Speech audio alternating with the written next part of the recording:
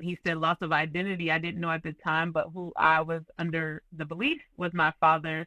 I learned at 24 after starting prayer-apy wasn't. And after finding out who my actual real father was, is when I conceived my first child about 2 months later. Welcome to Pathways to Purpose, stories from the Freedom Collective, where we journey alongside remarkable women who have dared to follow that little internal voice and create a life that's in alignment with who they truly are. If you're at a place in your life where you're asking yourself, what's next? Who am I? And what do I really want? Go to IamTheFreedomCollective.com and grab yourself the video series, The Power Within. This resource, it's free right now because I want to help empower as many women as I can. It'll give you 7 keys that were never taught in school or university, so you can gain a new level of clarity and start creating a life and work that reflects who you truly are. Now, I'm excited. Let's get into this incredible story. Today, I have the privilege of speaking with Destiny Thomas. She's a prayer-apy who empowers high-achieving women to really be able to hear the voice of God, to heal and stop self-sabotaging, something that I know is going to resonate with so many people. And as someone who has had to experience infertility, Destiny has had to walk through loads of challenges, many dark moments to overcome all of the challenges that she's faced along her journey to success. So today I am delighted to have Destiny here to be able to share her story, and I know that this is going to inspire many, many people. I know that I'm going to be inspired. So Destiny, welcome. Thank you so much for making time to connect. Thank you so much for having me, and I just really, really appreciate it. Thank you so much. And I love just your mission for this podcast. Yeah. Well, why don't we start by you telling us a little bit about your journey. You have experienced infertility. I know that that is such a big piece for so many women out there. Can you share a little bit about that journey and how it connects with who you are today and where you're at? Absolutely. So I got married in 2010 at 21 years old. So everybody thought I was crazy. And my husband and I had originally agreed to not have children for about 3 to 3.5 years because we were so young. We wanted to enjoy each other. And so if you don't get anything from what I shared today, my reminder to everyone is be careful what you ask for. Watch your words. Because we ended up getting married, and I ended up getting pregnant right maybe like 6 months after being married, but I miscarried. And there was something in me that felt like I was broken, and that I had my husband agree to something, which is giving him children and things like that, and now I may not be able to do that. And so instead of the 3.5 years, I wanted to try to, quote unquote, replace that pregnancy or get pregnant again. And so I found myself on this infertility journey for 3.5 years, really just trying to figure out how I could prove to him that he didn't make a mistake and that I wasn't broken. But that journey actually led me on self-reflecting. I had a really intimate relationship with God my entire life, but I didn't realize that I was an entitled Christian. I kind of was treating God as a genie, where as long as I prayed, he gave it to me. And so infertility was the journey that made me realize that that's not really how that works. And so because I was taught not to question God, I started journaling and venting to God about how it was unfair that I wasn't able to have a baby. And about a month and a half into journaling out my emotions and my feelings, I started feeling this unction to write GS on my paper and then continue to write. And about 2 weeks into that, I felt an unction to go back and read the GSs. And I was like, oh my gosh, God is responding to me. And he literally was, in a graceful way, responding to all the harsh things I was saying to him. And he was just saying, that this is bigger than you, that your purpose is attached to this pit, and just those kind of things.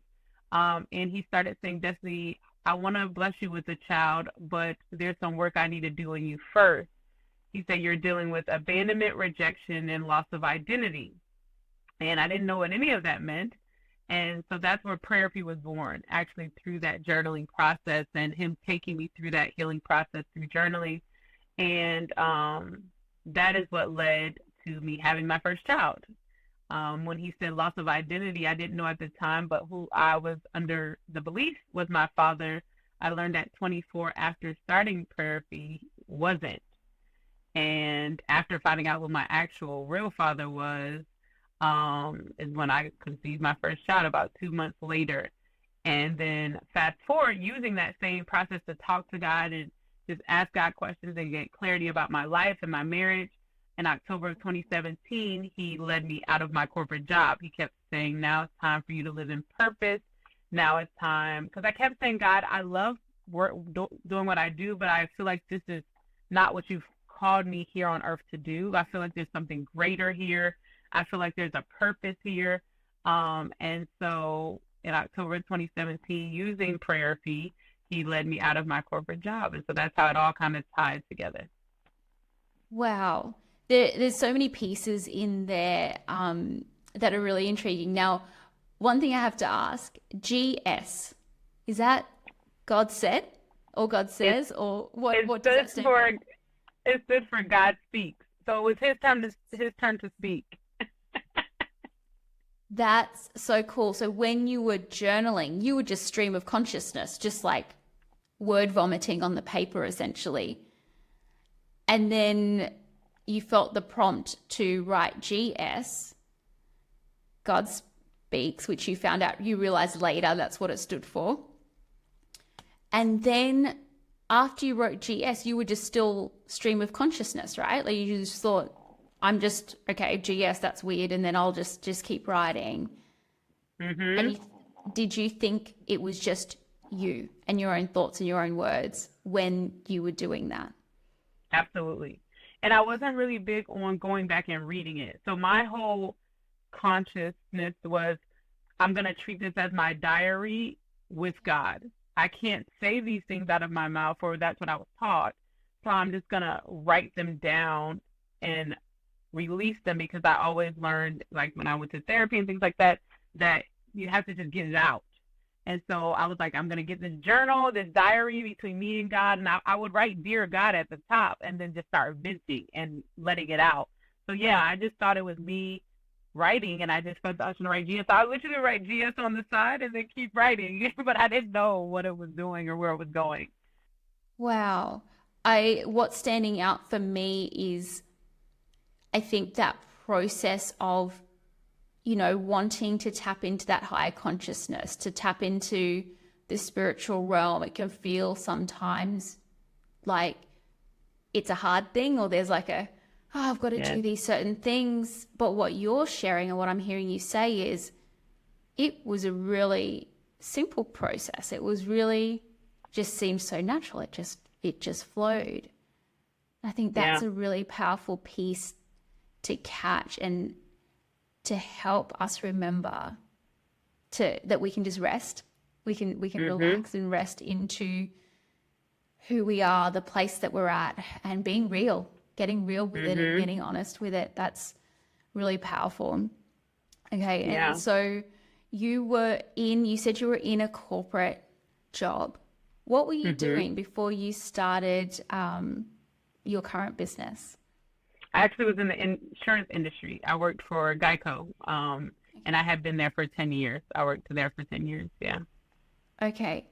Can you remember some of those trigger moments, some of those thoughts that were coming, the feelings that you were recognizing, what you were hearing from God around it's time to move? What were those markers for you? So the first couple of things was just this anxiousness would come upon me. And for me personally, I know when I start to feel anxious, I'm getting to an expiration date of my space, right? And where I am. He either wants me to, because even while I was in that job, I had moved, I had did the service department, the sales department, I did coaching and auditing, because in every place there would be a time where I would feel like, okay, it's time to do something new. So I knew that feeling, like it's this uncomfortable feeling like you're tapped out. You need to challenge yourself again. Um, and so that was the first started feeling. Then, to be honest, second, it was my son. When I would leave for work, my son would go hysterical. And my husband would leave and go to work, and he's like, "Bye, Dad." But when I would leave, he would just be like, "No, I hate your work. I hate your job."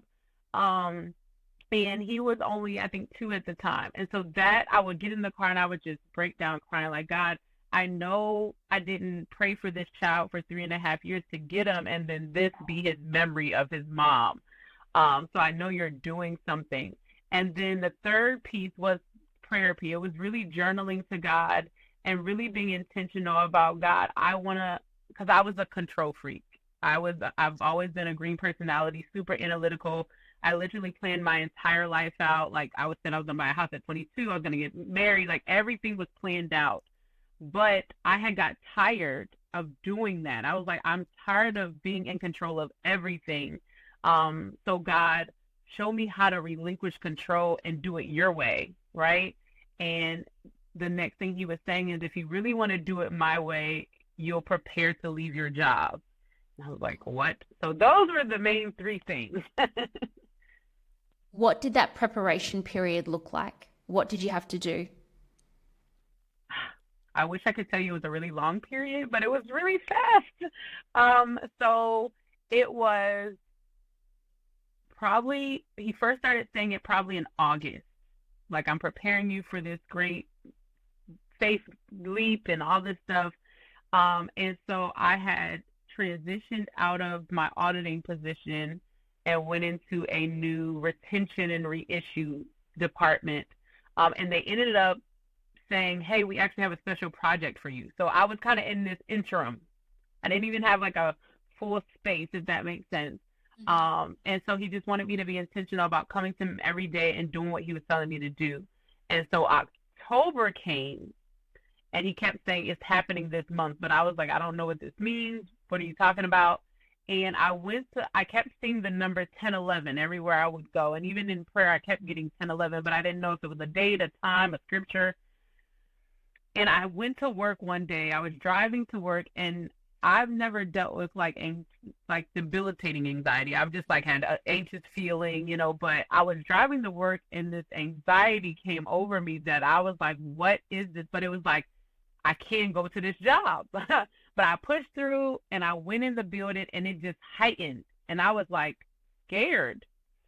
And so I went to my supervisor, and I was like, something's not right. I'm not feeling well today. I just have to go home. And I was like, maybe I just need to lay down. I went home, tried it the next day. And I was on my way to turn in, and he said, I told you you're not going back there. And I was like, what? Like, I didn't save for this. I started freaking out. And I booked up appointment with my doctor, my primary care, and I went to see her, and she was like, now at the time, because my job was super stressful, I had like tried medicine for headaches, and like, so she knew how stressful my job was. And so she was like, Destiny, I think you're at the point where you're gonna have to leave. And I just was like, I can't leave. Like, I have to make a living for my family, me and my husband, like, because we battled infertility. So we got in a lot of debt for that, trying to try the hormones and all the things. And she was like, well, this is what I can do for you. I can write you out of work medically and give you some time to try to figure it out. But I think you're at the point where you have to leave. And she said, I'm going to start your medical leave on 10/11. And I said, there it is. And so I took it, I went home, and I was like, okay, God, if this is what you're really trying to do, I need you to make it crystal clear. And long story short, she wrote me out until the end of October. But when I went to God, he was like, no, you're only going to be there. Your last day will be October 21st. And I was like, that doesn't make sense. Like, let me just end it out, And she called me, and she says, it looks like your FMLA is going to expire on October 21st. So it was crystal clear for me. I was like, there's nothing I can do. But just a little bit of backstory. When I had my son in 2014, God had told me to go back to work part-time. And I went back to work. I talked to my manager to do part-time, but there was a position that I wanted, and I had applied for that position like 6 times and never got it. But when I came back, I had signed the paperwork to go part-time, and the hiring manager for that position came to my desk and said, we have an opening. We want you. You don't have to apply for it. And I heard God say, that's not what I told you to do. I told you to go part-time, but I took the position anyway because I was like, this has to be God. I wanted it for so long. And it was literally like, it was the worst 2 years of my life. And so that also helped me move quicker the second time I heard him tell me to leave because of that too. Yeah. Reflection and hindsight is so powerful, like being able to look back. But what's even more powerful is being able to take the lesson and apply it to the next time that thing comes around. Because when you look back at the lesson, I know I've done this in my life, where you look back and you're like, oh man, that was painful. That was painful. But also in that process, you know, we can, I think the trap there is we can get caught in beating ourselves up. Oh, I missed it. But in that 2 years that you were in a job that you weren't supposed to take, but you took anyway because you wanted it, right? And then you just sticky taped, oh, it must be God because I've wanted it. So like you sticky tape God over it. I've done that. And then you realize like, oh my goodness, I got it so wrong. I was so self-absorbed.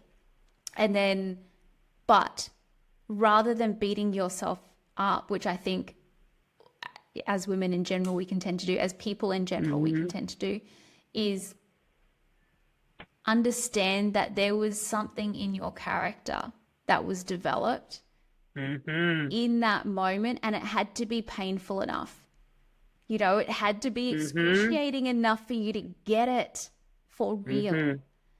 And I've been following your story a little bit, and I know you talk about this place, these pit experiences, these low points, these challenges, these dark moments in your life where you go through them, but when you look back, you realize it was actually preparing me for my purpose. It was actually preparing me for the thing that I was designed to do. So it sounds like that was one of those moments for you. Would you take us on the journey? Yeah, go ahead. No, I was just going to say absolutely, because I kept praying like, God, reveal to me my purpose, reveal to me my purpose. And every time I would pray that, I would always get tested in the area of people pleasing. And I was like, is he not hearing my prayer? Like, why does this keep happening? But he was showing me that you couldn't possibly be who I'm calling you to be if you were trying to please people. Like literally my job as a therapist is to get on Zoom or meet people in person and tell them what I hear God telling me to tell them, regardless of what they appear to look like, what they appear to be going through, and be confident enough to just release it and let them do with it what they choose to, right?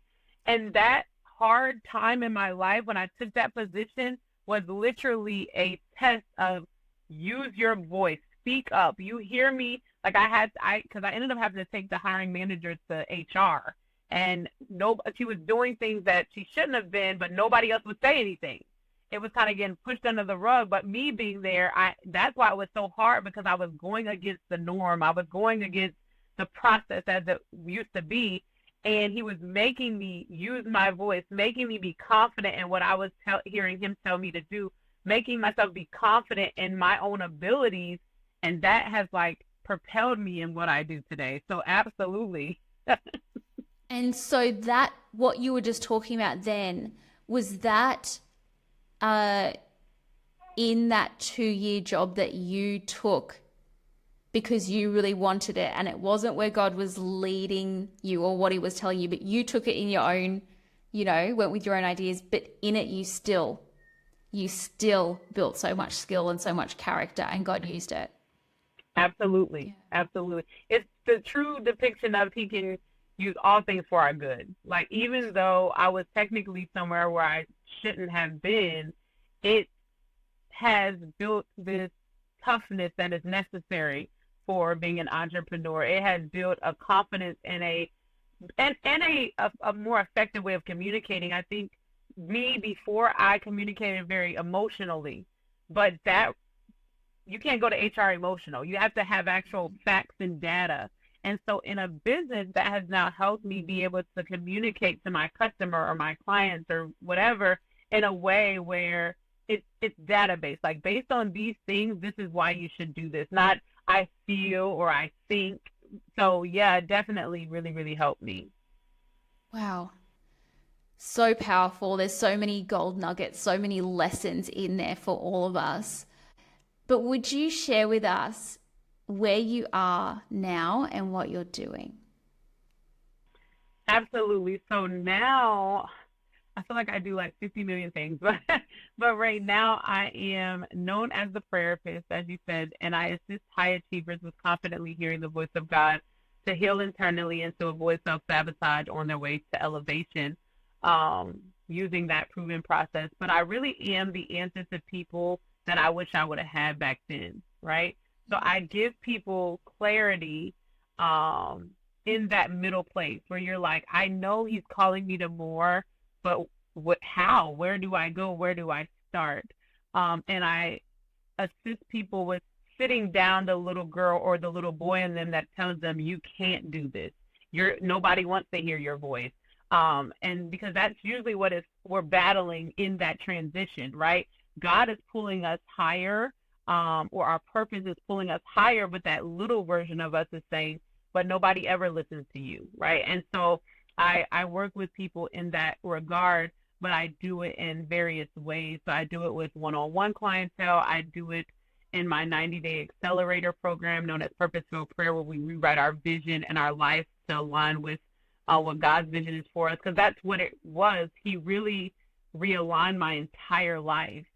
He used somebody who said they didn't like speaking up to be a speaker. He used someone who didn't like being vulnerable and sharing her personal business with sharing my story to help other women going through infertility and help other people find clarity and purpose. Um, and so, yeah, but it all started from just praying for people and encouraging people, that all of this. And now I host retreats and I host a conference and all the things. That's so amazing. While being a wife, a mama, a sister, daughter, friend, all the things. All the things. All the things. Is there one final thought or anything that you want to leave listeners with? Yes, the final thought I would leave people with is, um, that you're not here by accident, that you're not here by coincidence. You're here in on purpose to live in purpose. And so it is beneficial to you, to get clarity on what that is and what that looks like as soon as possible so you can live in it as long as possible.